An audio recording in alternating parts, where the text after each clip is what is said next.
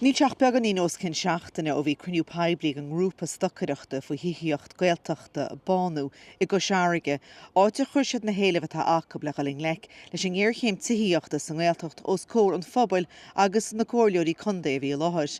Inne thug an grúpa air áir san chundé átar agur siad Agóid síorchanta so le thug siad letir go phríomhhaimena chomhla chundé na Gaillimh I gcéar an faoin meallach go bhfuil ag tepa rialacha pleanala na cóirle so láthir tithíochta chuir ar fáil go phobail Gaeltachta Chonamara agus árainn.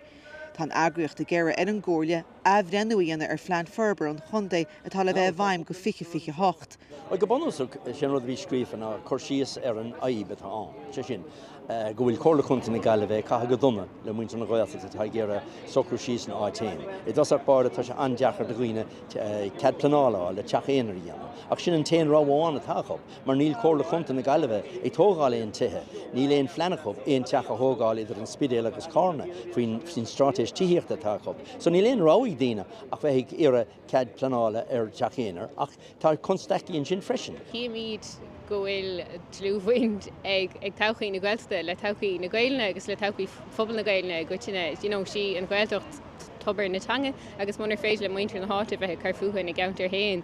Tá bhfuil mór agus tonachar díomhar aige sin ar na daoine aber daoine ó lasmod na Gaeltacht a bhíonna gra ar an Gaeltacht chumásáis le chuir le na gomas teanga mar sin tháinig de géirí taú le muintear na háta an sa ach chumá céine leis an mór phobail agus todhchaí I goitine na teangan. Caafar raibhrenn agus hebríc tan a réalcha I teacht.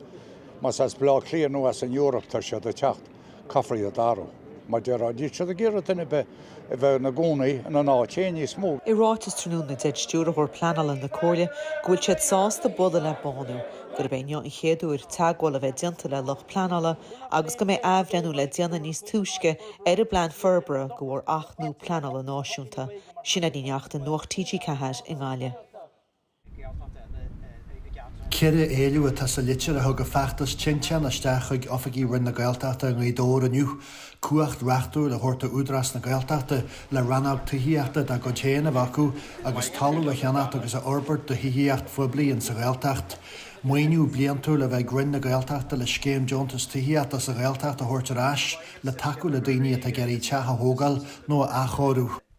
Tá mé héin gobar sa phobal don phobal mar chuid de agriar phobal agus muid páirte sa phleanáil teanga a tá seo le go léir bra ar ghuiníomh ábalta bheith na gcónaíon san éit agus ganíad a bheith brúte má ag mar acu tithíochta atá rochtar fád agus deacratí le cead pleanála agus tá sé seo ag bonrúta na faibe céimiis díús de an tithíocht. Tá tintean na geirí fásta go bhfuilsethe na trálínse tithíochta don Gaeltacht a dheala rialtas deireannach a bheith foilsí acu ag an chais ceoitheart ach nach bhfuil feici ó hain. Níl tithíochta bí ar fáil do ghaoine agad a bugu nóhála. Daoine bhga hiú le obaríonú. Teach siad nóhála níl tehabí ar fáil tá na tithílig ar Airbnb, tá na tithílig mar tithasírig daoine.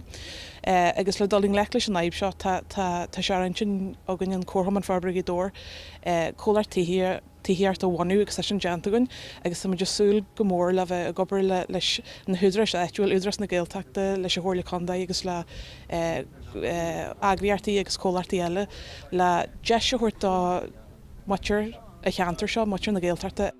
Is mín le tintean fásta go gur hí streitéis daonra agus tithíochta le chéile de ahan limeiste ar pleanála teanga le foies in bhuanaí agus tithíochta sa phobal Gaeltachta a chintiú. A le bh manachan nuair TG ceithir ar foiir crágaí dóir.